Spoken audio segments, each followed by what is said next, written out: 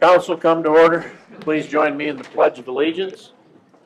I pledge allegiance to the flag of the United States of America and to the republic for which it stands, one nation, under God, indivisible, with liberty and justice for all. Mandy, would you please call the roll? Banstra. Here. Branderhorst. Here. Butler. Here. Carlstone. Here. Hopkins. Here. Van Stryland. Here. The City Council has adopted a code of civility. As elected officials, we pledge to promote civility through extending respect to others, listening to understand, disagreeing without disrespect, engaging collaboratively, and speaking up to address incivility. And just as a reminder, this meeting is being recorded and broadcast for Pella TV, so anyone wishing to speak to council, please approach that podium and microphone before speaking, so that those listening at home can hear you and see you on camera. Can I get a motion for approval of our tentative agenda? So move. Support. Van Stryland, Branderhorst, any discussion? Okay, all in favor, please say yes. Opposed, no. Mandy, please call the roll. Van Stryland. Yes. Branderhorst. Yes. Butler. Yes. Carlstone. Yes. Hopkins. Yes. Banstra. Yes. Motion passed. This time we have opportunity for a public forum. Anyone wishing to address council regarding any agenda item, please step forward to the microphone, state your name and address. Please limit your comments to 3 minutes.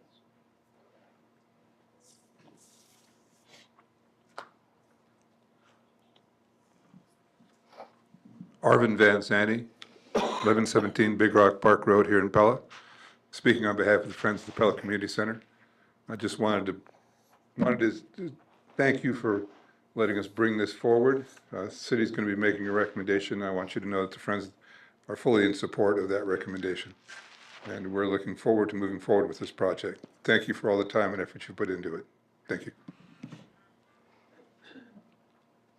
Anyone else? All right, we'll move on. Can I get a motion for approval of the consent agenda? So move. Support. Mr. Ryland Hopkins, any discussion? Okay, all in favor, please say yes. Opposed, no. Mandy, please call the roll. Van Stryland. Yes. Hopkins. Yes. Banstra. Yes. Branderhorst. Yes. Butler. Yes. Carlstone. Yes. Motion passed. Moving to a public hearing on the proposed amendment to amendment number 2 to the Lely Urban Renewal Plan. Mike?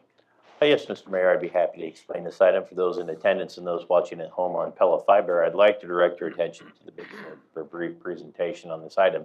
Mayor DeWart stated what we have is proposed amendment to the Lely Urban Renewal Plan. A little bit of background on the Lely Urban Renewal Plan. Back in 2019, we formed an urban renewal district on the southeastern side of our community, and at that time it was to provide for infrastructure needs for Lely, North America. They were planning to relocate and build their new corporate headquarters in Pella. So basically the original urban renewal area that was approved back in 2019 is this red highlighted area. And the original plan had just upwards north of about $2 million of infrastructure projects in it. And that was once again to provide mainly sanitary sewer to Lely's North American corporate headquarters, as well as we had a paved access on the County Line Road as well in here. What's being proposed this evening is an extension or amendment to urban renewal plan. So everything that you see in green is the proposed amendment to this. And a couple of projects that we're looking that we feel that blends in nicely with the Lely urban renewal plan. And that's mainly when we look at, for those of you that may not be aware, is we're planning on redoing Oskaloosa Street or Old Highway 163, and this would be starting at East 16th Street and going about 150 feet east of the Pella Christian entrance on Oskaloosa Street. We're also planning on making improvements to 240th Avenue as well as Eagle Lane as well. And as a part of that, that street is what's called a rural cross section. We're going to be making it into a regular city street. In addition, we're going to be providing stormwater improvements in the area as well. So with that infrastructure project that we have down here, that's about an estimated $2.5 million cost on that. We believe the new industrial park down here will be a beneficiary of this project as well. And that's one of the reasons why we're including the industrial park in the urban renewal plan, because we feel that that project will facilitate industrial growth on the southeastern side of our community. The second project that we have is the extension of University Street. And council, in I believe the second meeting in March, is going to be considering a contract on the University Street extension For those of you that may not be aware, we're planning on extending University Street from 240th Avenue out to 250th Avenue, or the County Line Road, which is this green highlighted area. We're also planning on extending Baseline Drive to the north. Now, as a part of this project, we're going to have a significant water main extension that's going to provide fire flow, enhanced fire flows for the southeastern portion of our community as well. When we look at that overall project, it's about $7.5 million in cost. We believe that project as well has the potential to enhance or facilitate further commercial development within our community. Both of these, when we talk about commercial and industrial growth, they fit nicely into the original urban renewal plan that was approved by council back in 2019. So once again, that is the amendment. Now, this last item that we have here is kind of a catch-all, and this is in case something comes up in the future for council. We have future economic development agreements up to $1 million. We don't have anything in mind. However, one of the key things to keep in mind is that there is something that pops or develops at a later date that council does wish to or does need economic development incentives or warrants economic development incentives. One of the key items that we don't want to have to do is go back and amend the plan to include a development agreement in at that time. It's very expensive to amend plans on this. Legal fees can be somewhere in the range of $5,000 to $15,000 per amendment on this. So you want to make sure that you try to account for everything that you know at this date.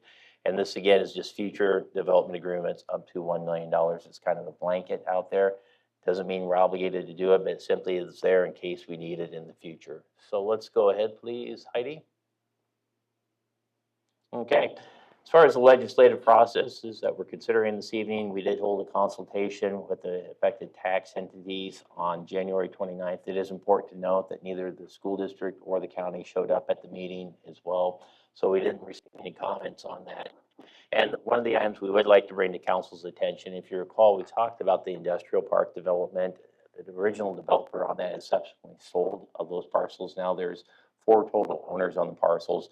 3 of the 4 have turned in their ag consent forms. We're waiting on the 4th one, and it's our understanding they intend to do that in the first part or later part of February for us as well.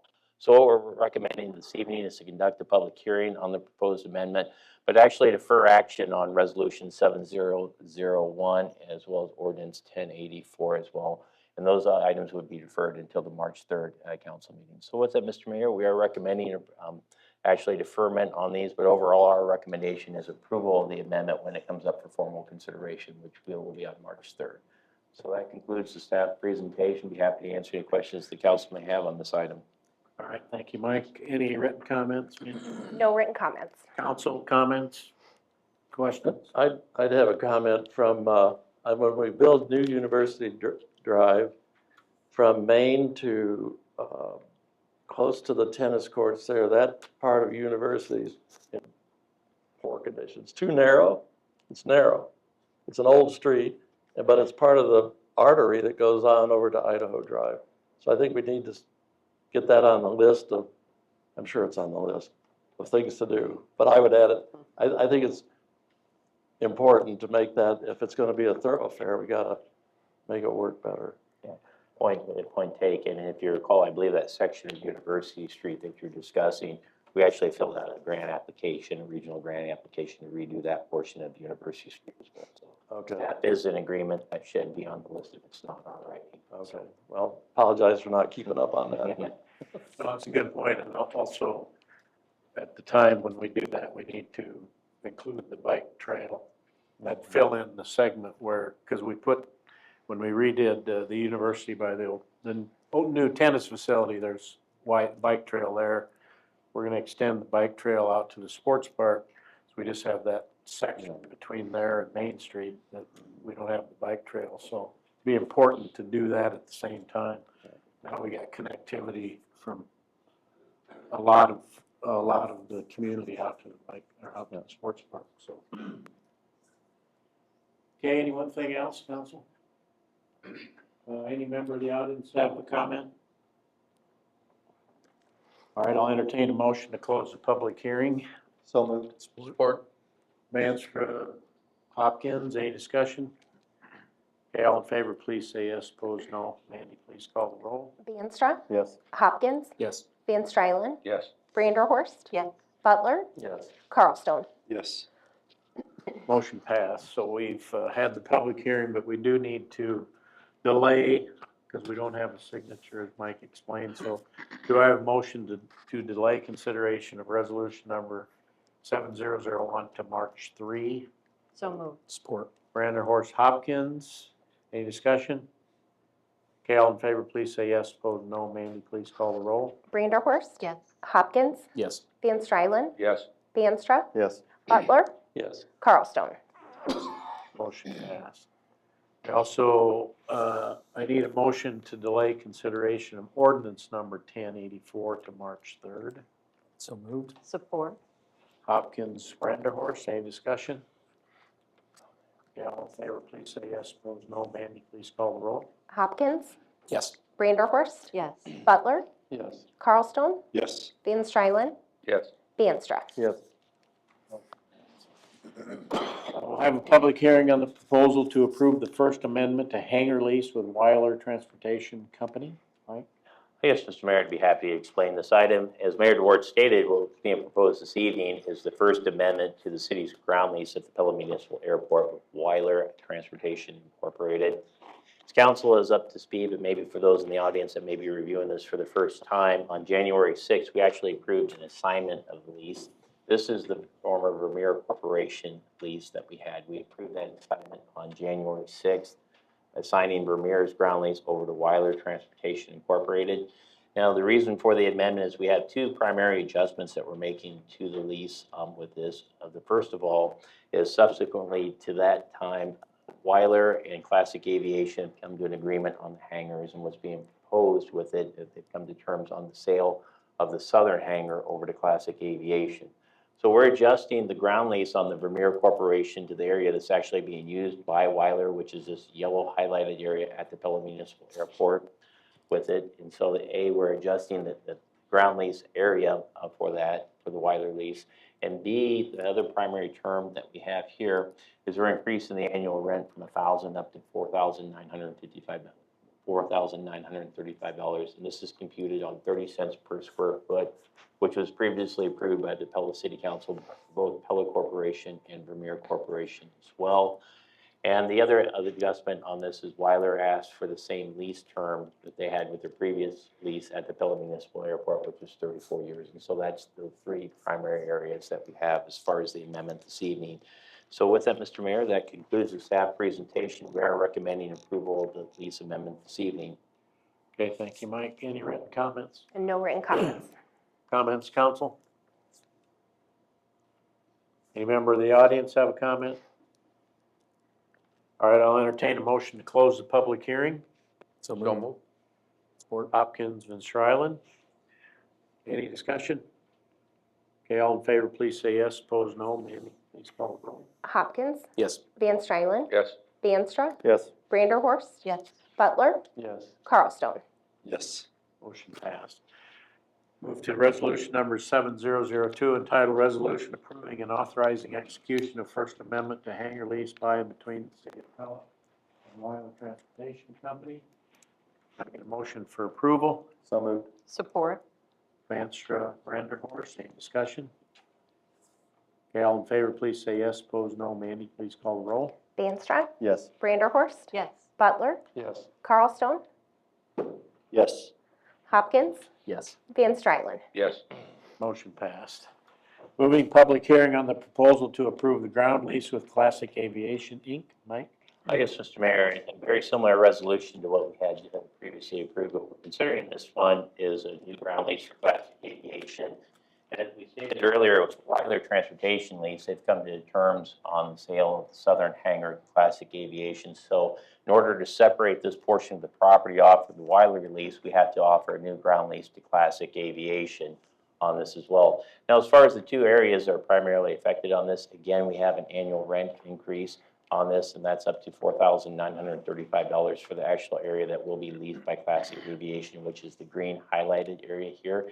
And it was computed based off 30 cents per square foot, which was the rate that was used for the Pella Corporation lease, Vermeer Corporation, as well as the Weiler lease as well. And so with that, Mr. Mayor, again, this is a new ground lease for Classic Aviation, and staff is recommending approval this evening. All right, thank you, Mike. Any written comments? No written comments. Council? Any member of the public? All right, I'll entertain a motion to close the public hearing. So moved. Support. Manstrub and Stryland. Any discussion? Okay, all in favor, please say yes. Opposed, no. Mandy, please call the roll. Vanstra, Yes. Van Strylen, Yes. Branderhorst. Yes. Butler, Yes. Carlstone, Yes. Hopkins. Yes. Motion passed. Resolution number 7003, entitled Resolution Approving and Authorizing Execution of Ground Lease by and between the City of Pella and Classic Aviation, Inc. Can I get a motion for approval? So moved. Support. Brander, Horst, Hopkins, any discussion? Okay, all in favor, please say yes. Opposed, no. Mandy, please call the roll. Branderhorst. Yes. Hopkins. Yes. Van Strylen, Yes. Vanstra, Yes. Butler, Yes. Carlstone. Motion passed. Public hearing on, we're moving to a public hearing on the powers and duties of the Board of Adjustments regarding variances to relieve hardships relating to properties. Mike? Yes, Mr. Mayor, I'd be happy to explain this item. And looking at this, as Mayor DeWart stated, there's been some recent state law changes that affects the Board of Adjustment in case of variances. So the best way to describe a variance is an exception to the zoning code. Applicants are free to request variances, but just a little bit of background on this. The technical definition of a variance and how it was interpreted before the Board of Adjustment could grant a variance was that the property owner had to prove an undue hardship on the property. And what an undue hardship was basically without the variance, the property would be worthless. That was the level that they had to prove at the Board of Adjustment. Well, from a practical standpoint, if you applied that standard to every variance, the city would never be granting, or the Board of Adjustment would never grant a variance ever, because very few property owners can meet the standard. So what I would say the best way to describe this is the state made an adjustment to state law that changed the standards for the Board of Adjustment. And as long as I've been working with Board of Adjustments, this is the standard that every Board of Adjustment that I've ever worked with has incorporated on as well, which I believe it's a lot more flexible for the Board of Adjustment on it. So basically, instead of having to prove the undue hardship case, what they have to find is be able to prove practical difficulties on this as well.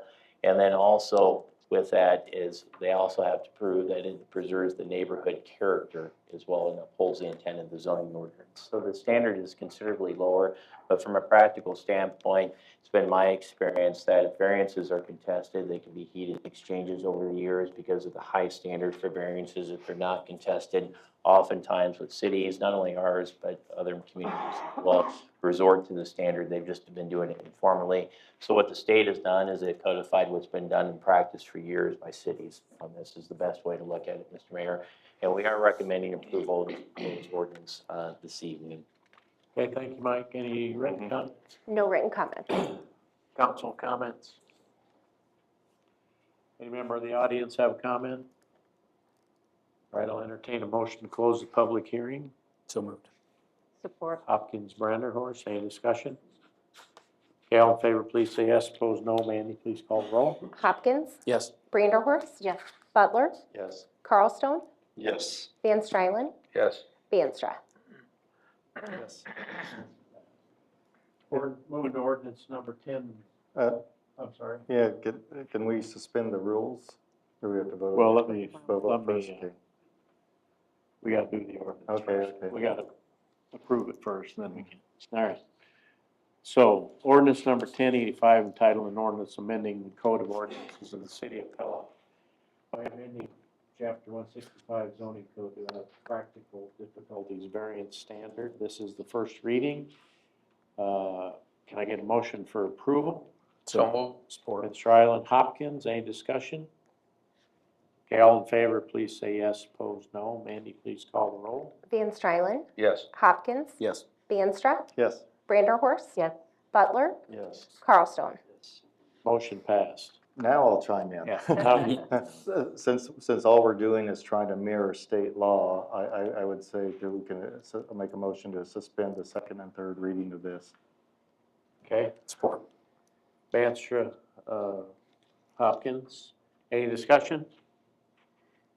Okay, all in favor, please say yes. Opposed, no. Mandy, please call the roll. Vanstra, Yes, Hopkins, Yes. Van Strylen, Yes. Branderhorst. Yes. Butler, Yes. Carlstone. Yes. Motion passed. then a motion to adopt? Support. Vanstra, Branderhorst, any discussion? Okay, all in favor, please say yes. Opposed, no. Mandy, please call the roll. Vanstra, Yes. Vanderhorst. Yes. Butler, Yes. Carlstone, Yes. Hopkins, Yes. Van Strylen. Yes. Motion passed. Okay, at this time, we're gonna get an update on the indoor recreation aquatic center change order summary. Mike and John can fill us in where we're at. I'll take the first stab at it before I defer over to Councilmember Butler. But overall, just to summarize where the change order stand to date is the committee, our administrative committee had authorization up to $200,000. We've used just about $154,000 so far in the change orders that are listed up on the big board. We have roughly about $46,000 remaining. Now, there's two people I'd like to turn the floor over. First of all is Councilmember Butler, and then also our new recreation director as well for an update on the project. So Councilmember Butler? I'm fine with your report. Okay. Yep. Okay, Spencer?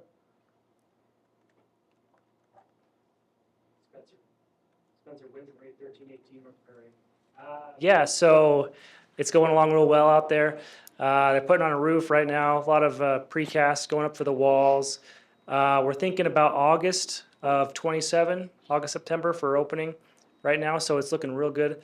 If you want a tour out there, let me know, and I'd gladly go out there with you and show you around. So, but yeah, that's my report for the project.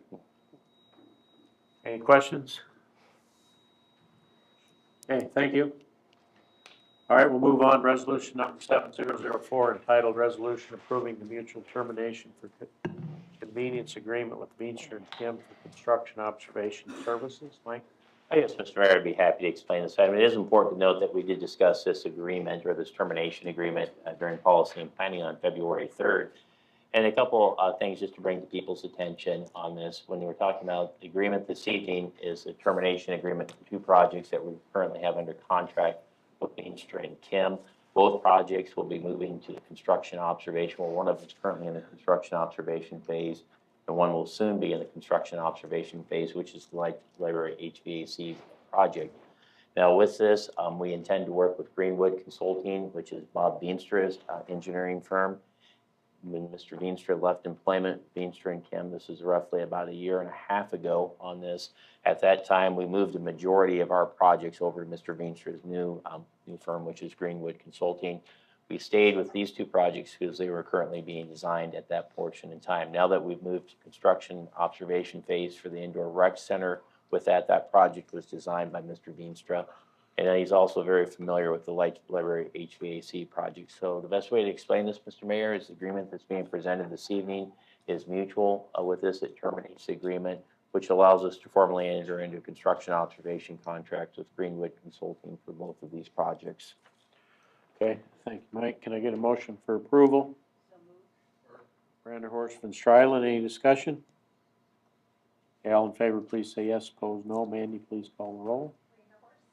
Van Strylen. Yes. Vanstra. Yes. Butler. Yes. Carlstone. Yes. Hopkins. Yes. Motion passed. Resolution number 7005 entitled Resolution Approving Consulting Service Agreement with Greenwood Consulting for the Indoor Recreation Center Sanitary Sewer Improvements Project.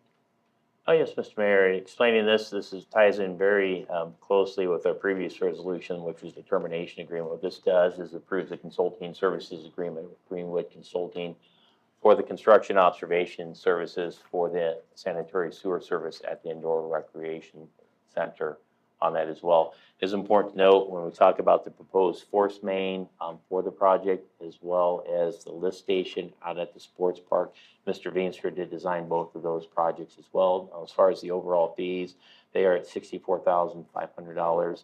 It is important to note that these include additional staking cost that was included. So when you do an apples to apples, the fees will actually be lower than what we had previously with Veenstra and Kim on that. So with that, Mr. Mayor, staff is recommending approval of this agreement this evening.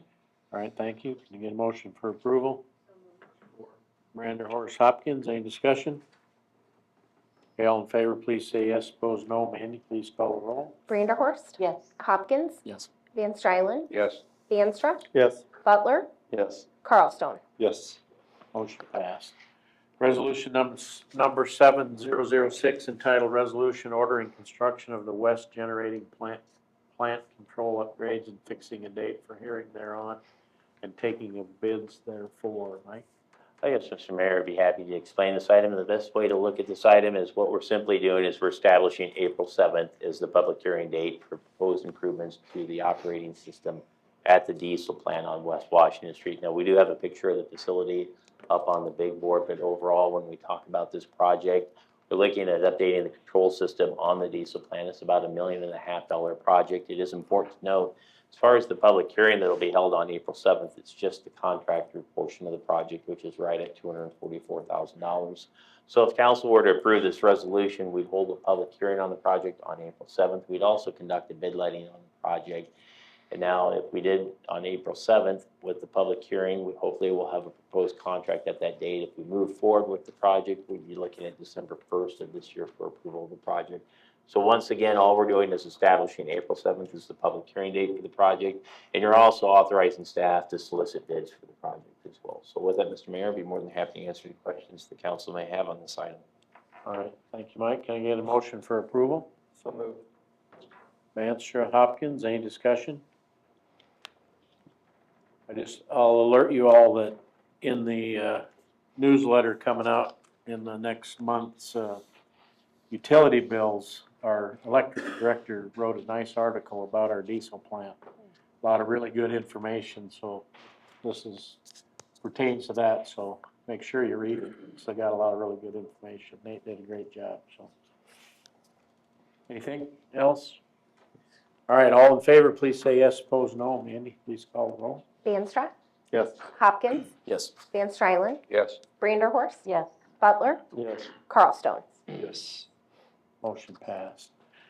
Resolution number 7007 entitled Resolution of Pella City Council approving final plat. Mike? Oh, yes, Mr. Mayor, as background on this item, Mr. Larry DeVries has submitted a final plat for Fountain Hills Plat 4, which we have pictured up on the big board, actually the geographical area. This proposed plat's just shy of 28 acres, and it's this yellow highlighted parcels, these two parcels that we have up here. Here's the Fountain Hills development right here as well. Now let's go ahead, please, Heidi, and show the final plat up on the big board right here. So again, with the final plat that we're considering this evening, it's in 47 buildable residential lots.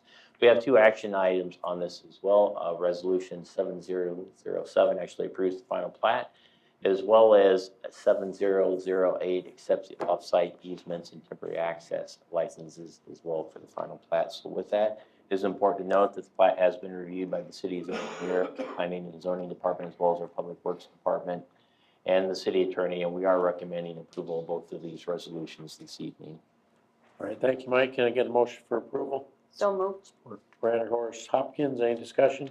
I guess the only thing I'd like to add is that, you know, listening to Bob Veenstra at our last council meeting, it's probably before we move any further north to think about that west off there to go around the city from that side. So the city keeps growing, and it's been kind of growing a bit haphazardly, and if it keeps up this way, that we're not going to have those thoroughfares that we need other than going through the downtown, the main street. So I think it's just that we just keep that in mind as we move forward on annexation and the plats.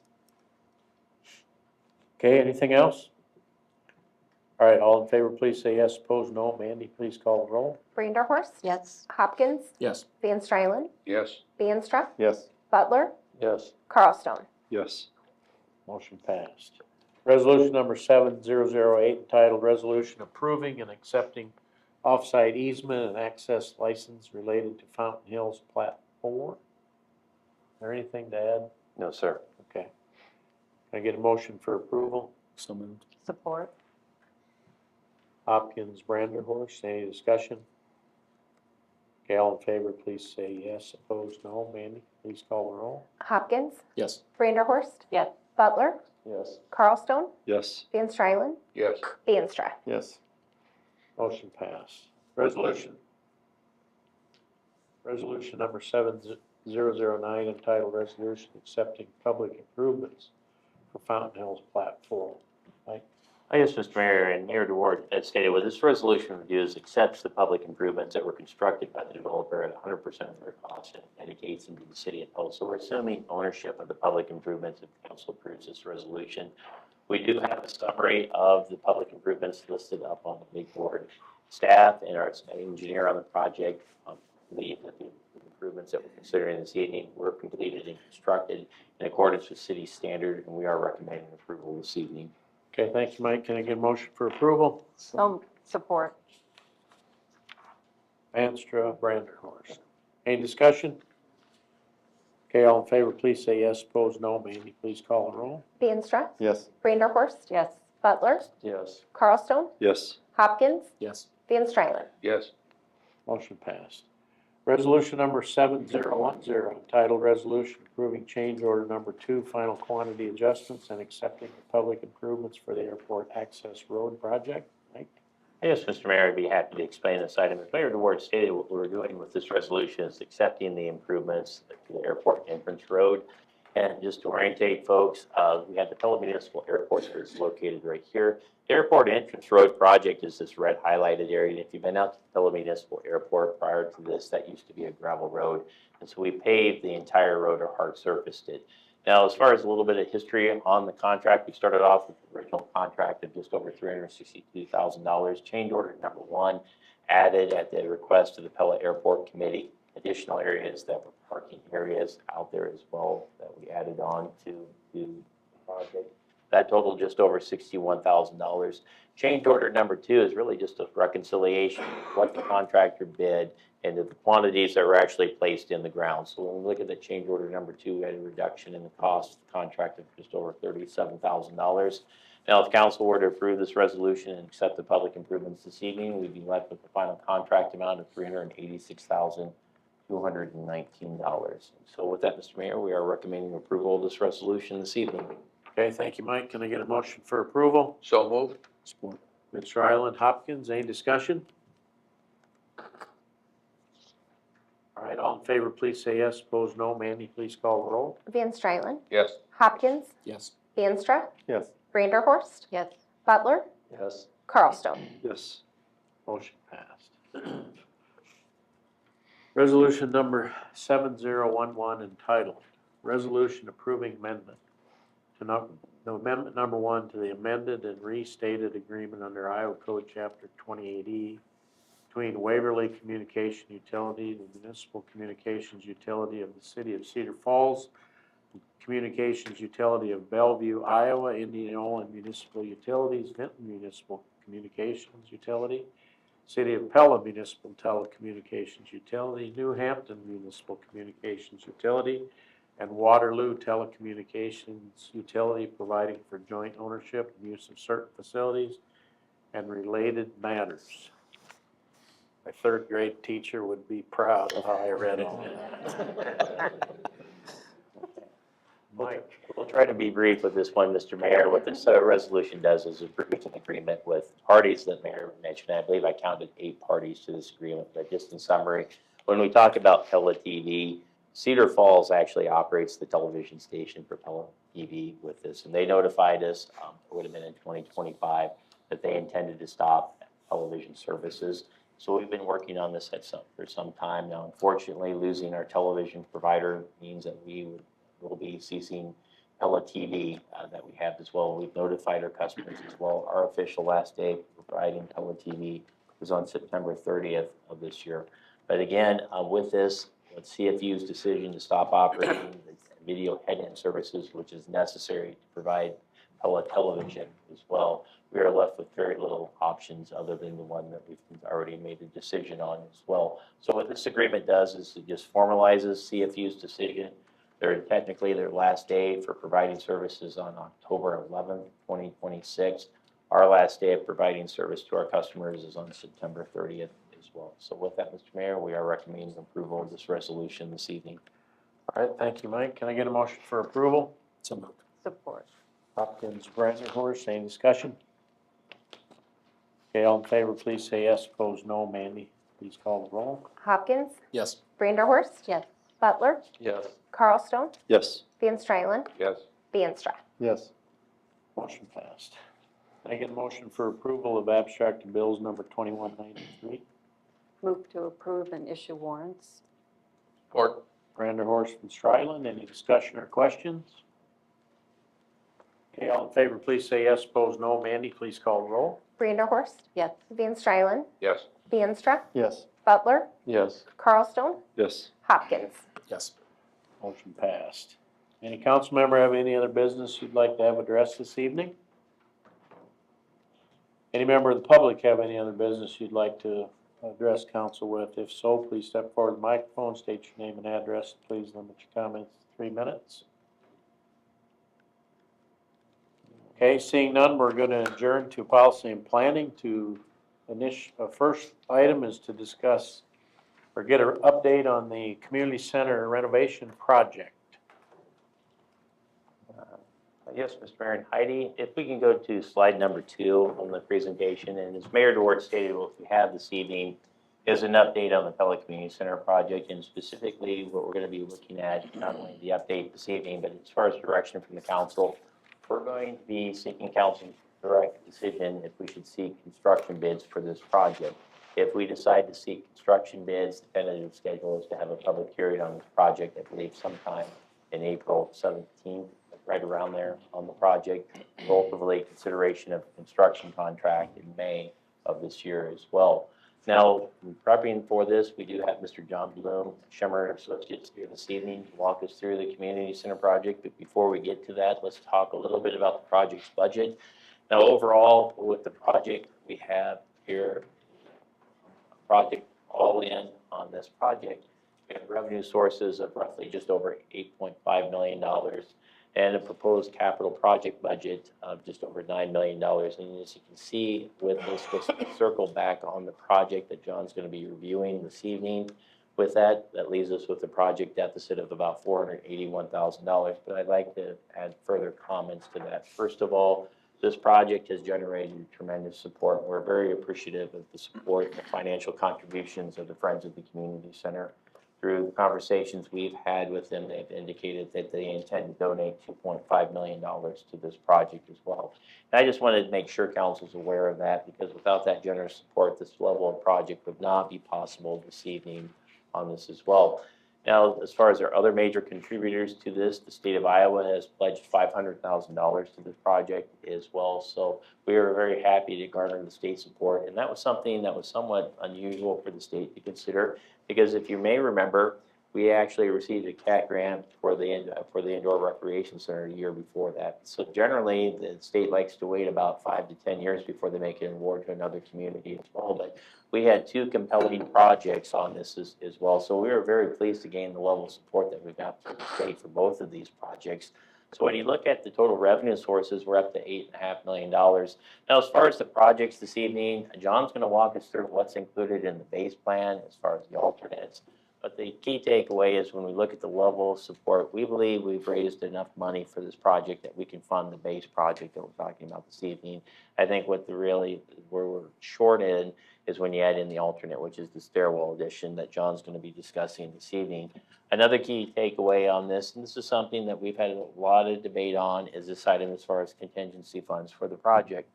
Right now, we are budgeting a 10% contingency for this project. I like to think the amount of work that John and his team have done on the community center, and what I mean by work is they've done a lot of, I'd say, destructive testing on this to take a look at stuff what's behind the walls. I'd like to say that we're hoping that we can minimize change orders. But the truth is this is an older building, and there's always surprises with older buildings. So that's one of the key wild cards that we have, is how much money should we be budgeting for contingency funds as well. So overall, we're very excited to be at this point with the project. And again, at the conclusion of the meeting, we're going to be asking at council the question, should we see construction bids for this project? If we do proceed with construction bids for the project, the cost of the architectural fees to go through the bidding process is about $27,000. So with that, Mr. Mayor, I'd like to go ahead and turn the floor over to John. Okay. Yeah, sure can.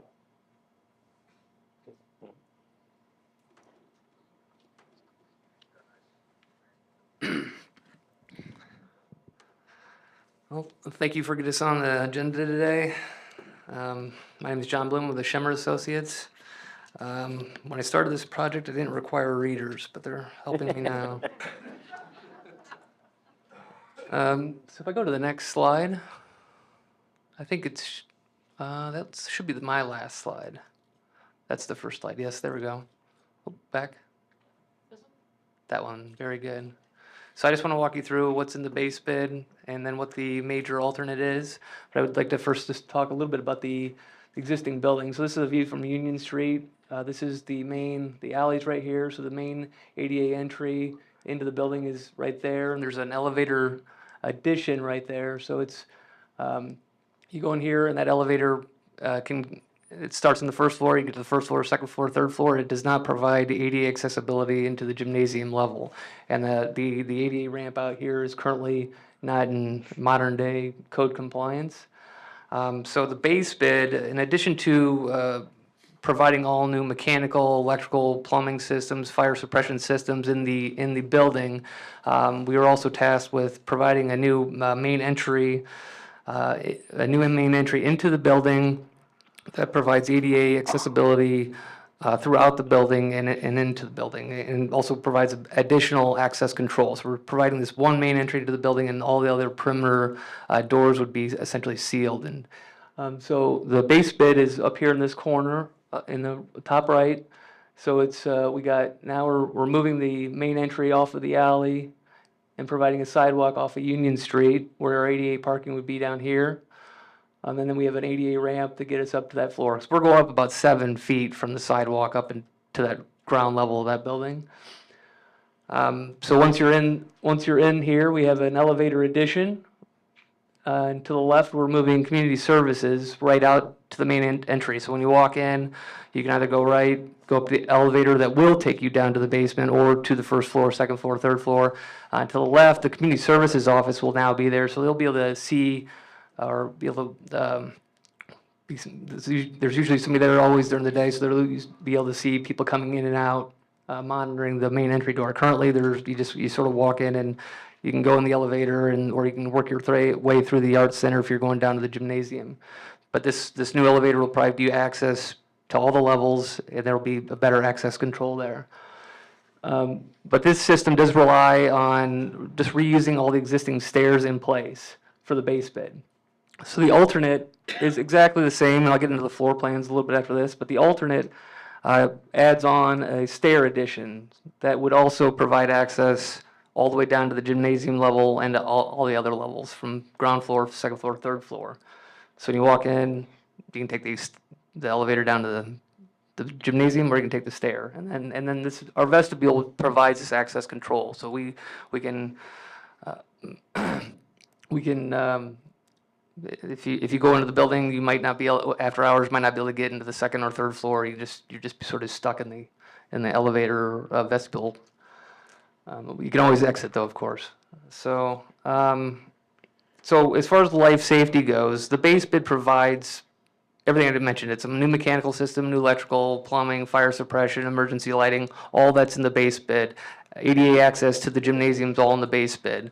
What you're getting out of the alternate is just a stair that provides, modern day code compliant stair to access all levels of this building.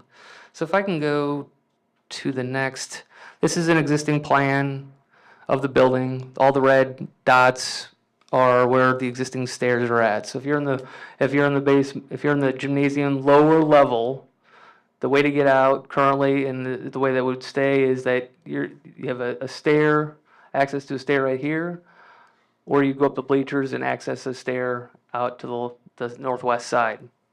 On the ground level, we have exit. This is where we're exiting out to the alley. And then these are the existing stairs. Third level, the same thing. Existing stair, existing stair, existing stair. Third level stair. So that's the existing plan. So please go to the next one. Yeah, that's correct. So this is the proposed base bid plan. So the main difference here is off of this corner, we've demoed the existing elevator shaft, and we've provided a new larger shaft with a vestibule. So this goes all the way to the basement level, as I mentioned before. But so if you're in the gymnasium lower level, the exiting's the same. You have 2 stairs you have access to. And then, but you're also providing ADA accessibility through this elevator that goes to the basement. Ground level floor, this is exactly the same, existing stairs being used, existing exiting. The only difference is you're not going off to the alley. You're going south to Union Street as the main entry. Second level, existing exiting system's the same, and the third level, same thing. So I wanted to discuss the color legend here. Just this sort of outlines the scope of the project. I mean, the entire building gets this mechanical, electrical, plumbing, fire suppression upgrade. It's just that, like, in the, I'd call that salmon color, maybe. So the white are areas that essentially don't have any new finishes or new fixture, or it doesn't have any finishes. It's just sort of existing to remain, other than mechanical, electrical, plumbing upgrades. The salmon colored areas are areas that are just getting essentially new finishes, new carpeting, new paint, new finishes on the outside. And then the yellow areas on the first floor. This is partly the art center, the addition. This area, if you walk in there now, it's really compartmentalized into a lot of different rooms. So it needs more of a demolition of walls and rearrangement of spaces for it to function efficiently and to improve the aesthetics. On the second floor, we're providing, this is all new restrooms, and then sort of back of house stuff for theater groups that are used in the theater. And then we're doing the new commercial kitchen on that second floor. And then third floor, it's basically new finishes, and then we're just revising all the bathrooms to be ADA compliant. And then so the blue areas here, that's where our elevator addition is going, on the southeast corner. So the next slide would be with the alternate, which is 100 exact same scope of work on the interior. It just has the stair addition off the southeast corner. So in this scenario, with the addition of the stair, we do have one more exit out of the lower level gymnasium. But essentially everything else is exactly the same, except for if we build a new stair, we can eliminate one of the existing stairs that are currently right here, and we can recoup that for rentable space or usable space for programming. So these are the 2 main differences between the base bid plan and the alternate, is that existing stair would be demolished and reused. We put floors in there, ceilings. Let's go to the next one. Existing site plan, and I'll get into a little bit of the cost estimate in a little bit, but the site plan, I'll show you, go Union Street here, our main entry into the building. Now running north-south, ADA ramp, curving around, because we've got to make up quite a bit of grade change. Demolition of the existing stairs that are currently there, and then we're just adding, and we're demoing some concrete around and adding it back. And then we've added a trash enclosure. So some of these site items, when we go back to our 2025 cost estimate, the site items was one that grew substantially through the site plan review process and some owner requests. And then another big item that we've caught more recently is that we're providing a new sanitary line into the existing building. The current sanitary line addition was built in, I believe, the 1940s, and we don't have confidence that that'll handle new restrooms, and so that's built into this project now. The next slide, please. I think it's a cost estimate. Does it go backwards? So I know this is impossible to read, and but Mike mentioned it. We have about a $500,000 difference between our 2025 cost estimate and our most recent cost estimate. I can certainly discuss what I believe the scope of work increase was, if that's helpful. If you think it's helpful. I will do that. So as I mentioned before, the site work, a little bit more site demolition, added sidewalks, trash enclosure, and the addition of the sanitary line. On the exterior of the building, we've identified in the last 3-4 months, we've just identified more masonry tuck pointing that we believe is needed for this project, that was beyond what we had at the 50% cost estimate, and there's sort of economies of scale of doing that now. We've identified a roof. There's basically 3 roofs on the building. There's the main roof on the old building, there's the east addition and a north addition. What was originally in our scope of work was identified on the east addition that was going to be re-roofed. Since we've been doing roof inspections and roof cores recently, we've recommending that the north roof also be replaced during this project. We've added there's just been, and then on the second floor, there's been additional remodel areas. So it's more demolition of walls, more new walls, more finishes. So that's just added scope. The gym floor restoration was a new one as well. That there's been a lot of humidity the last few years in that gym because the mechanical system's not working properly. So that floor now needs a substantial amount of work to be boards replaced, and some boards replaced and then refinished. And then initially when we did that estimate too, the alternate was the elevator and the stair. And so at some point between our design committees and the city, working with the city, we determined that it wouldn't make sense to have that as an alternate, that the elevator was very important to the project for accessibility to all levels. And so that became the base bid. So when we'd rethink how because that stair, if you just add it on, it has to work in the base bid and it has to work as an alternate. So that sort of plan revision caused the footprint to be a little bit bigger. And so that added some increased cost and complexity. And Mike had mentioned design contingency. And so there's quite a few there's quite a few moving parts going on. When we gave, and I'll go through that schedule here. When we gave that design contingency, and I'm not saying we shouldn't have that, we had not yet started the building plan review process or the site plan process. We still had wanted selective demolition completed. We were waiting on our asbestos abatement, asbestos abatement survey. So all these things have sort of trickled in the last 4 weeks. And to our favor, I believe. The selective demolition was very helpful because we're putting new rooftop mechanical units on existing buildings, and and so we can't look through walls. We have to open them up and see what's there that'll support this equipment. So all that has been in our favor, we believe. Asbestos abatement survey, I believe, is still coming this week. The site plan comments have been minimal. The building review plan comments have been minimal, so I don't see that adding additional cost. And so, in theory, if I were to, we get these things all buttoned together, and we have a couple of weeks of coordination with my design team, we would send that back to our cost estimate, and we'd go from a 5% contingency to 0% contingency. And I'm saying that would all go back. I'm just saying I feel like the last few weeks it's been in our favor that I'm optimistic on that. So then if I look at the schedule, I can't read that. But we've been going through this. This is sort of like, I think it says pre-app meeting. And then this is when we completed our 95 construction schedule estimate. And then this was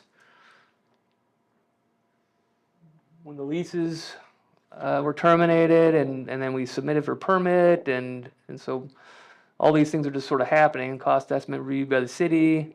And so we're here right now at 217 trying to get approval to move forward. We received our building review comments this morning, so we're a little bit behind on that date. So this date might push a few days too. This is resubmit our comments. Planning and zoning is scheduled for next Monday. I think that'll be approved then. Building permit approved. Bid set 100. Once we get building permit, then we're really ready to stamp these drawings and get it ready to go out to bid, hopefully.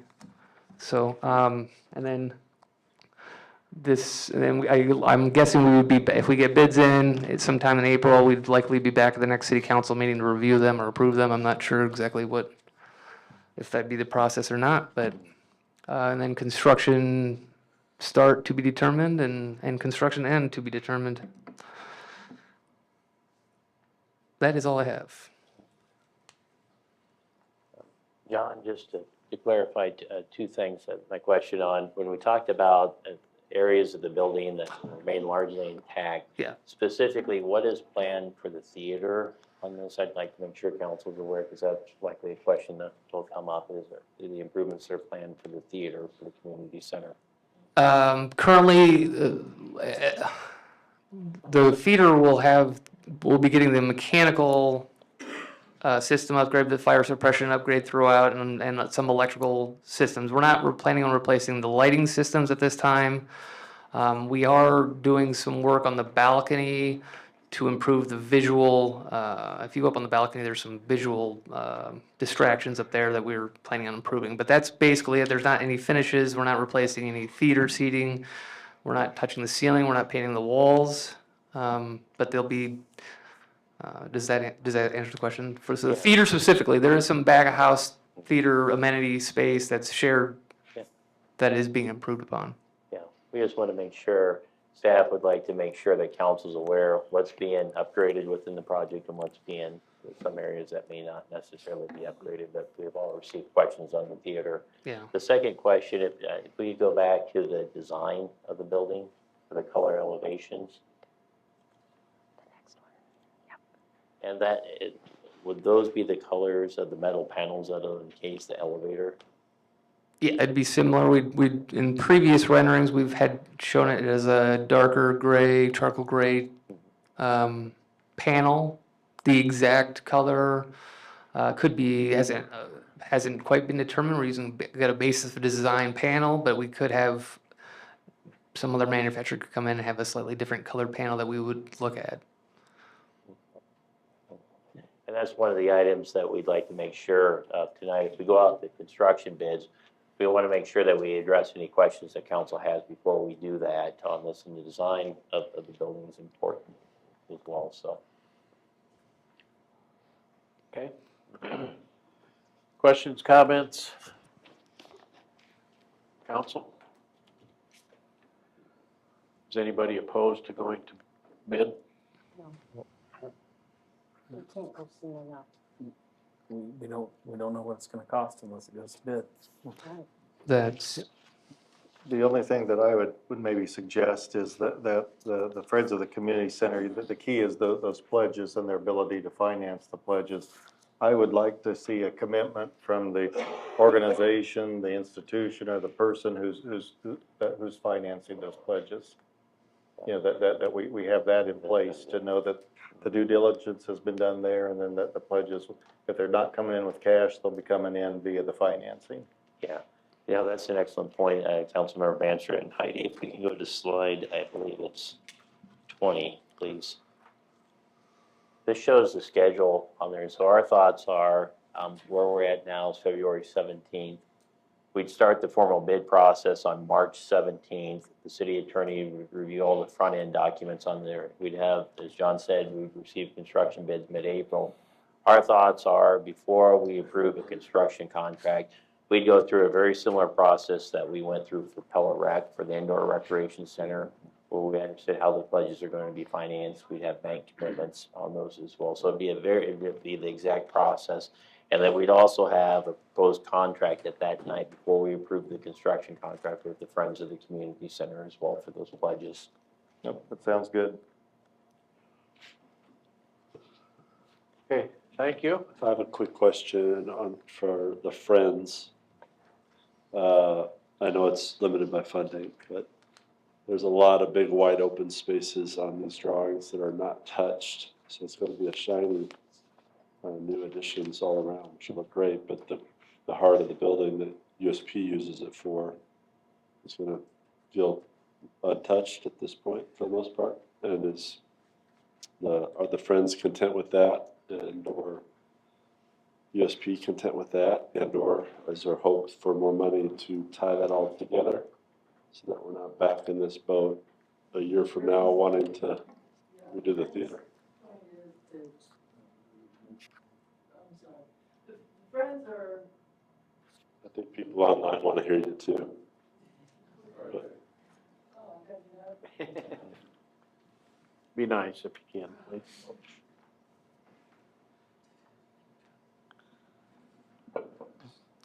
The Friends have contended all along that the building belongs to the city. Our main goal was to get the handicap access and to save the building and make it good for another 100 years. So we're totally content with this. And why we're talking about it, Cal, we've got quite a bit. How much of our pledges are already outstanding?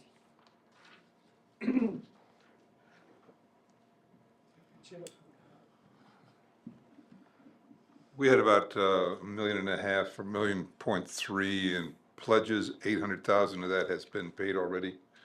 We're working, we have informally met with Steve Craybrink at Marion County. He's assured us that they can finance it. We expect, because the project has drug on as long as it has, a good portion of the pledges will have been paid prior to actually needing to finance anything. But we have held back a reserve to cover our carrying costs, our projected carrying costs for those pledges that are still outstanding. And how much do we have in CDs? We have a little over $2 million in CDs right now. So most of our money is available to go right away. And to your question, Spencer, when this project was put together, it started off as a $15 million project. It shrunk down to a $5.5 million project, which was just get the internals taken care of. Now the theater, the auditorium at that point was deemed in pretty good condition, better than the rest of the building. So that's why it kind of went off of the table. It's still in pretty decent condition. We'd love to do more in the auditorium, but to meet the requirements of getting the building saved, and getting the internals taken care of, the new elevator, it's got a lower priority. If we have more money, we'd love to do it. So.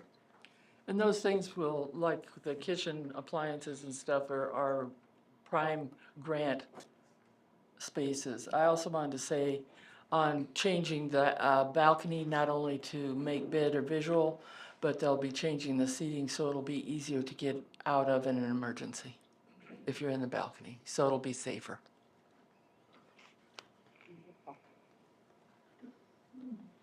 Any other questions before we sit? Thank you. Okay, anything else? Otherwise, council's saying proceed to get bids. Yeah. Keep the project rolling. What our guess is. Okay. Okay, we'll move on to discussion about our proposed max property tax levy for the next fiscal year. Okay, and Mr. Mayor, as Mayor DeWard stated, tonight's session is to discuss the city's maximum property tax levy for fiscal year 2027. So this would be the fiscal year that would start on July 1st of this year and extend through June 30th, 2027. Now, as far as the legislative requirements, it's important to keep in mind when cities are required to establish a maximum property tax levy. So this is the maximum amount that could be levied by the city. City council is not obligated to levy up to the maximum amount. And in the past, when we've done this, we've always given ourselves some cushion in case council desires to add additional projects in on this. It's important to keep in mind that we'll have formal budget discussions and later in March, I believe on March 30th of this year, March 30th and 31st as well. So what we have to do as far as legislative requirements is on March 3rd, we'll establish the maximum property tax levy rate. And so, like we said in the past, we've always had cushion with that when we got to the budget discussions. So right now, the best way to look at this, if you went to staff and we factored in the cushion as well as the projects that we've talked about, some of them have been approved by the city council, is we'd be looking at a maximum property tax levy rate of $11.33. Now, I want to make clear, we're not recommending $11.33, so that's just what we're talking about as far as the maximum amount. Our goal is tonight, it's $11.33. We're hopeful on March 3rd, it'll be less than that, and we're hopeful on March 30th, it'll be less than that as well. This is a process that needs to be worked through. But we wanted to elaborate on it as we try to discuss and establish a maximum amount on March 3rd, and there's some important things to keep in mind. Next year, we've had a lot of development within our community, and that showed up as far as the city's property tax base.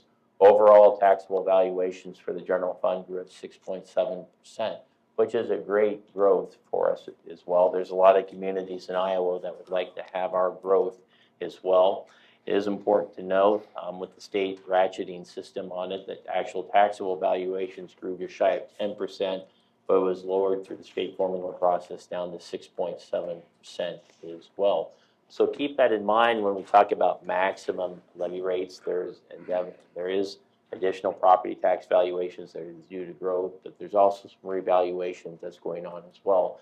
When we get to March 3rd, we hope to articulate that more, the impact of the existing tax base through our maximum levy rate as well. Now, as far as next year, we have just a couple items. In fact, there's 3 items that we'd like to talk about, and we've made good progress on the ambulance side of things, and hopefully we'll have some news to share here soon. But it's very similar to what we've had over the past few years when we've looked at the Pella Community Ambulance, the ambulance services areas outside of the city of Pella. And one of the key things that we look at anytime we talk about an ambulance is obtaining adequate funding for the ambulance as well. That's still an ongoing issue that we have. And so we're hoping we're making good progress with the ambulance. We'll hopefully have some news to share soon on that as well. The other thing to keep in mind, if you recall, when we approved our urban renewal plan this evening, we also informed the council, and the council is aware we're planning on extending University Street and Baseline Drive on this. In fact, in the second meeting in March, I believe on March 17th, there will be a proposed public hearing on that project. If you were to look at just first blush, the full debt service amount on that project is about 60 cents. And so when we look at that and look at the debt service levy on the max levy amount, please keep in mind that if we levied just to pay the debt service on University Street, the debt service levy would be going up about 60 cents, which would increase the city's overall property tax rate. So let's go ahead, please, Heidi. The last item that we have is there's been a variety of projects approved by the Pella City Council over the last, I'd say, 18 months on it. And we're not questioning the validity of these projects or the necessity of the projects. We simply got to find a funding source for the projects. For every single one of these projects, we stated when they were approved by City Council that if we may have to issue a debt service levy for these projects. What's taking us some time on this budget is when you look at these projects in particular, what we're hoping to do is pay cash reserves with these projects and not have a debt service levy for these projects. But when you talk about $6.2 million worth of projects on there, it takes some financial planning to do. And so we're actively working on these projects. Hopefully we'll have some updates on these projects on March 3rd as well. Now, the last thing that we want to make sure council is aware of when we talk about this budget, FY27, the state of Iowa is currently considering additional property tax reductions. Could be for this fiscal year, could be for the next fiscal year. And as council is aware, but maybe members in the public aren't, whenever the city of Pella approves a budget, when we talk about the general fund specifically, we never approve just 1 year. We always have multiple years. So what we're going to do when we set this max levy, as well as the budget, is we're going to plan our budget over 3 years. And so the goal is, and what we've been very successful through the years is, we've always presented 3 years worth of balanced budgets at the city, and it's our intention to do that as well. We are planning to plug into our financial models what the state property tax reductions looks like as well.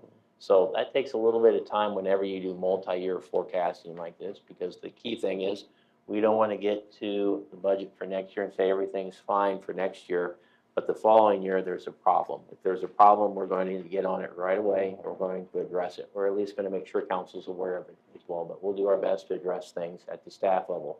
So when you stand back and look at the max levy, we've got a few things at play here. We've got the ambulance we need to work out. That's a continuing issue. That's not a surprise to anybody. That's an ongoing issue. Then you have projects that we are committed to that we got to figure out a funding source as well. And the third item that we have is you have additional property tax legislation at the state level as well that we're working in our models on that as well. So let's go ahead to the last slide, Heidi, if we could, please.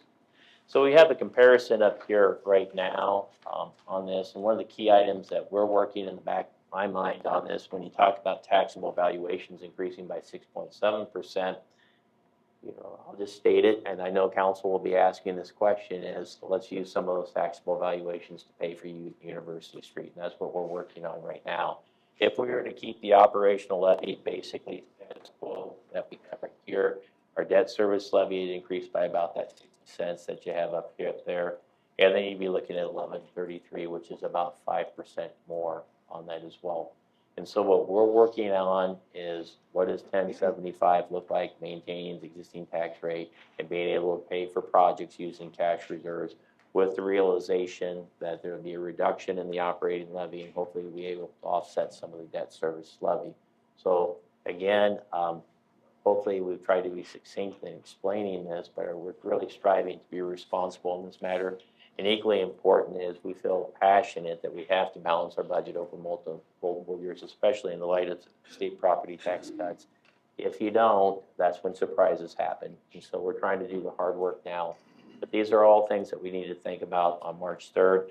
Whatever the levy amount that we have is likely going to be greater than 1075. And I would recommend that the city council budget higher than 1075. And this is just pure, plain and simple, what we view as city administration as priorities for the city's department's funding levels, you may view differently. If you want to have flexibility to add things back in, you need to have it on the operating, on the levy rate as well. If we simply establish 1075 at that time, there's not a lot of flexibility for future changes or specifically anything that you're looking to add back into the budget as well. So we would recommend setting a max levy higher than 1075 on March 3rd. That's always gets to be kind of a confusing issues for citizens as well. So these are points to consider. But Mayor, this is more of an update this evening, and we'd be more than happy to answer any questions the council may have on the 2027 budget. Okay, questions? Do we mail that out to property owners or does the county? The county does. So it's on their form, which always brings a lot of questions. It does. It certainly does. Terrific.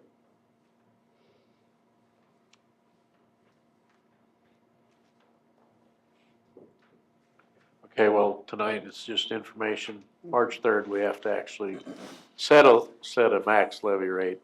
And Mike said that doesn't mean on, what is it, March, when do we adopt it? Budget discussions, I believe on April 7th, we actually set the budget hearing, and then it's April 21st, it's adopted. So when we actually adopt the levy rate, it won't be till that date, April 7th. Okay. We'll move on. Proposed mobile food unit ordinance changes to allow operation of city-owned property. Okay. We have an update for council, and actually what this ordinance would do this evening would allow food trucks in the city park subject to obtaining a permit from the Community Services Department. A little bit of background on this, and this ties into property tax reform at Iowa level. The city right now provides concessions for a variety of activities that happen at the Pella Sports Park, at the Pella Soccer Complex as well. And the truth of the matter is we haven't had good luck financially in providing those concession services on it. So what we've really focused on is the things that we do well, which I think we do an excellent job at ground maintenance of those facilities as well. So what's included within the budget is two things. Is we do have recreation fee increases that have been previously approved by the city council. And when we look at those recreation fee increases, what you're seeing is participant fee increases that are meant to help cover portions of the city costs for incurring the ground expenses and maintaining the grounds. What our thoughts are with the concessions, if the user groups that utilize and run the programs, the Pella Sports Park, the Pella Soccer Complex, would like to use city facilities to provide concessions for their groups and raise money to help pay for participant fees, we're all in favor of that right now. But the key thing is we incur a lot of labor and manpower and a lot of just administration and trying to line up concession workers for it. and we haven't had a lot of success on it. At best, we're breaking even on the service. So we're hoping by making this change that at the end that it's going to be a better product. The clubs could raise more money for their programs. But in the event that they choose not to provide concession services out at the Pella Sports Park or the soccer complex, we want to make sure there is an option for patrons visiting our complexes. So what we're proposing to do is allow food trucks out at the complexes on this. We coordinate that, and they would have to request permits through the Community Services Department. Now, what we have is, this is still a work in progress on it, but we do have proposed fees up on the board. And so as you can see, what we have is $150 daily rate, $175 for a weekly rate, $2,000 for seasonal for a food truck out there as well. And so ultimately, what we're looking for is feedback from the city council this evening. And before we turn it over for questions, Spencer, do you have anything to add on this item? I don't have anything to add. We've researched some other cities and what they charge, is where we got the fees from. But again, we're not set on any price per se. So if we want to discuss that as an item, we're good with that too. So is it only this flat fee? Let's say so there's a huge basketball tournament coming in. The organizer doesn't provide concessions. So a couple of food trucks come in. We're only going to charge them the $150 for the day. Correct, for one day, yes. So if there was a weekend one, it'd be that $175. But like for a Little League season, if they would rather just book the $2,000 ticket and they just know they're going to be out there. I'm sure that they'd start off probably with the day rate or whatever, but then they realize if they're making good money, they might get a better bargain for the $2,000 seasonal rate. We kind of set the seasonal rate lower to kind of encourage them to want to go out there longer, so we don't have to be out there doing slinging hot dogs or whatnot. So,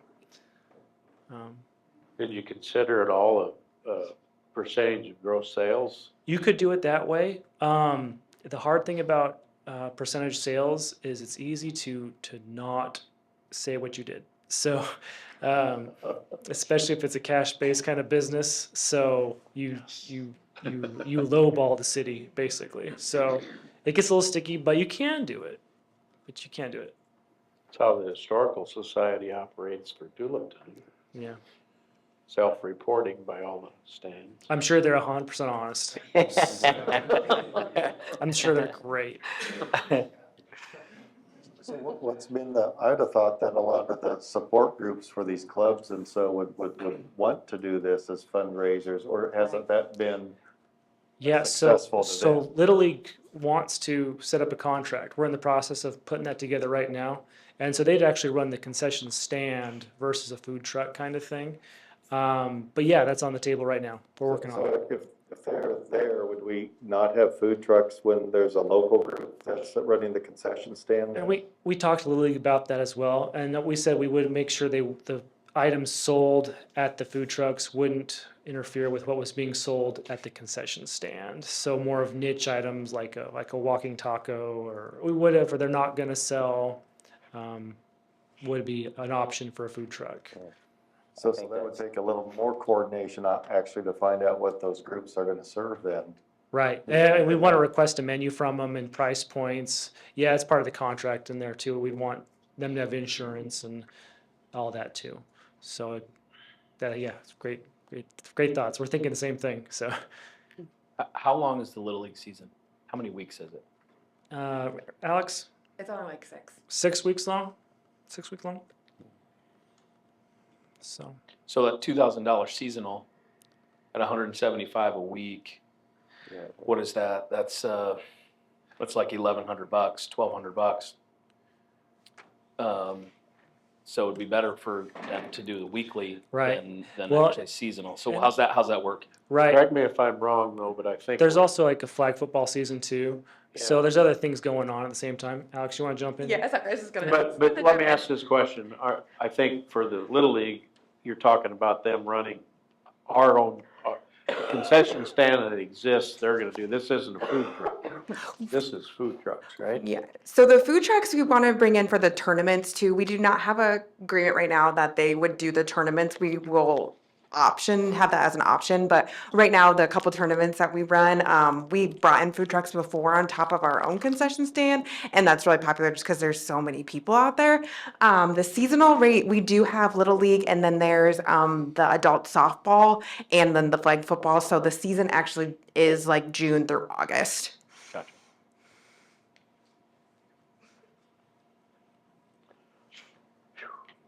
Well, I still think we should, consider a percentage of sale fee for some of these tournaments. Yeah. I think the concessions will be massive at some of those tournaments.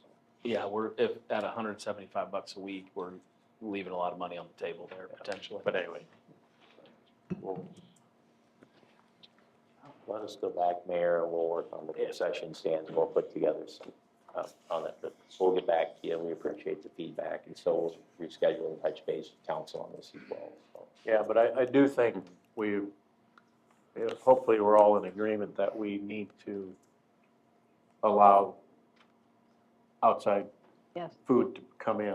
We're not gonna Yes. we're not gonna do it ourselves with the No. large crowds that'll show up and stuff, so. Absolutely. Okay, I'm sorry to belabor, the new rec center has a fairly nice, multi-directional concession area between the wet and dry sides. That's the same argument for the Little League outdoor, center of the ball fields kind of deal. Have we looked at contracting somebody to run those concessions? I'm thinking of January, the food truck thing may not be as popular. Right, it's on the table, it's being discussed as well. You know, I worked in my previous city, we had a sports complex we'd have 250,000 visitors a year, and we had an RFP that we wrote to have the concession stand subbed out.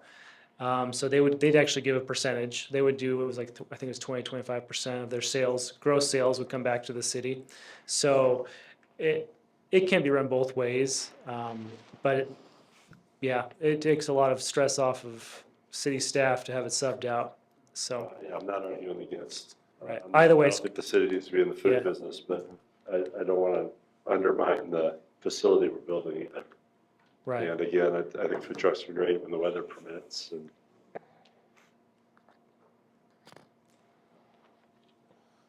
okay. Thanks, Spencer. You're welcome. I bet that's. Good job, Spencer. Okay, let's move to our leaf pickup program discussion. Hey, yes, Mr. Mayor, we had a request from a council member, and it's Councilmember Butler, and I'm going to defer comments over to Mr. Butler here soon, but we had a request for city staff to perform leaf and snow debris removal in the central business district. And specifically, the request that came to us is just the leaf program on it as well. And we've been in communication with Mr. Butler on establishing a program, but really tonight, when we thought about this, Mr. Nixon and myself, we thought we'd get the temperature of the council on if it's something the city should provide.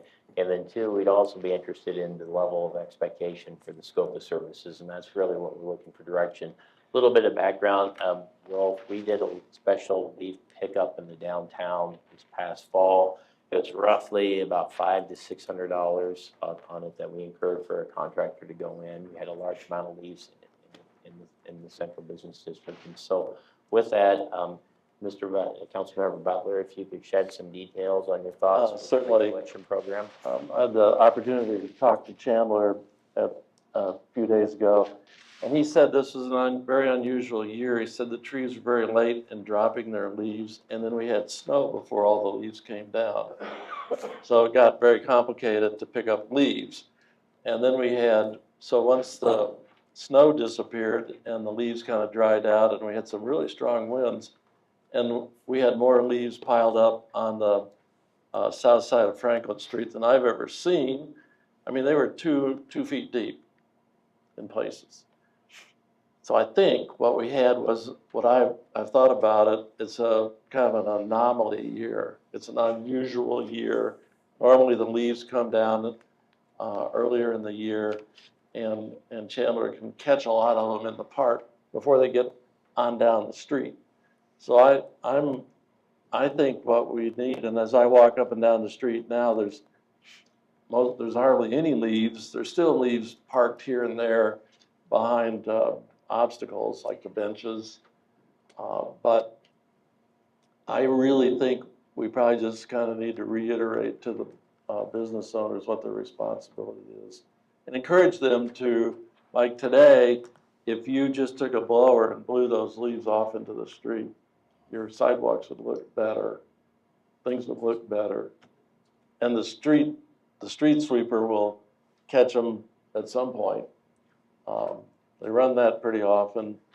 And so I certainly don't want to add a financial burden to businesses downtown.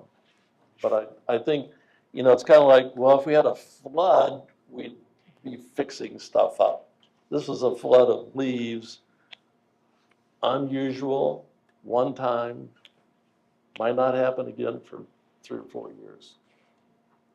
That's kind of what I think.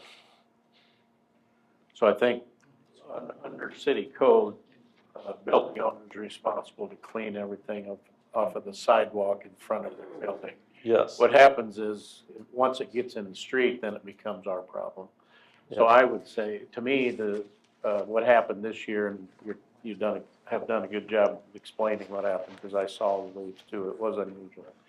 But I think we should, if we get an accumulation of leaves in the street, hire whoever, just come clean them, because we don't do street cleaning that often. A lot of time, in this case, probably a lot of leaves ended up being in the snow that was removed. But I would say, let's keep the building owner's responsibility the way it is. And then if it ends up in the street and it becomes a problem, just get them cleaned up. It's not we spent $600 or something. Yeah, if it's $600 for a one-time thing. Yeah, it's not a big deal. Can we give permission to blow the leaves in the streets? Because that's probably technically against an ordinance, I would guess. Putting it in the street? Yeah, right? I don't know, I know I'm responsible for the upper sidewalk around the Molengrot. We push it off this upper sidewalk to the lower sidewalk, and the city cleans it up. Yeah, and I have no problem with that. I just want to make sure that we might be technically. That's how the downtown's operated historically on it as well. So Wolf, could you add? Yeah, when we have snow, you shovel it into the street, and I don't see why you wouldn't do the same thing with the leaves. If it's in the street, we can get and do clean it up. And you're quite right, this year, our snow pile had a lot of leaves in it. But I think also, yes, this year was, well, let's hope, an anomaly. We'll see. But. Okay. That's all. Okay, you need any more direction? I think we're good, Mayor. All right. All right, thank you. Wonderful. Okay, appears we're up to the end of our list here, so I will entertain a motion to adjourn. So moved. Support. Hopkins, Branderhorst, all in favor, please say yes. Hopkins. Yes. Branderhorst. Yes. Butler. Yes. Carlstone. Yep. Van Strylen. Yes. Vanstra. Yes.